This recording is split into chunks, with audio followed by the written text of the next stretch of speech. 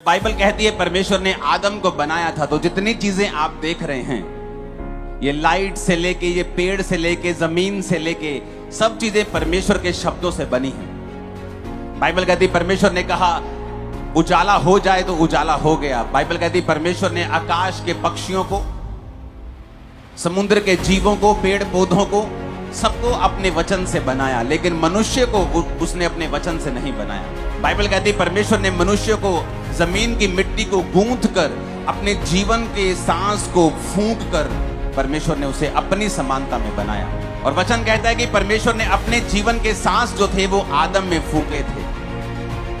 और नए नियम में जब हम परमेश्वर के वचन को पढ़ते हैं तो बाइबल कहती है कि वही सांस जो आदम के अंदर फूंका गया था, वही सांस परमेश्वर के वचन के ऊपर है। सेम सांस, वो सांस जो आदम के अंदर फूंका गया और एक मिट्टी का पुतला जीवित हो गया था।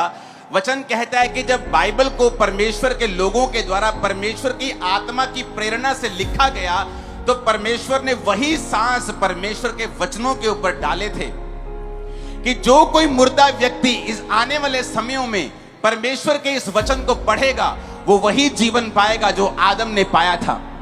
क्योंकि जब आप परमेश्वर के वचन को सुन लोगे जिसमें परमेश्वर का सांस मिला हुआ है, तो आप वही जीवन को पाओगे जो आदम ने पाया था। आज इसीलिए लोगों के घरों में जीवन नहीं है।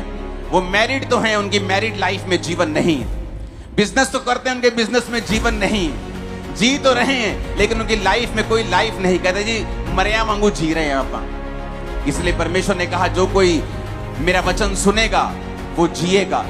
अगर कोई मृतक मेरा वचन सुनेगा, जितने मृतक परमेश्वर का वचन सुनेंगे वो जी उठेंगे। बाइबल कहती है वो चाहे फाइनेंशियल जी उठना हो, वो चाहे शरीर का जी उठना हो, बीमारियों से जी उठना हो, घरेलू जी उठना हो, मानसिक जी उठना हो, हर प्रकार की मौत को बाइबल कहती है परमेश्वर का वचन काटता है, खत्म करता है, जब आप अपना कान परमेश्वर के वचनों के ऊपर लगाते हैं।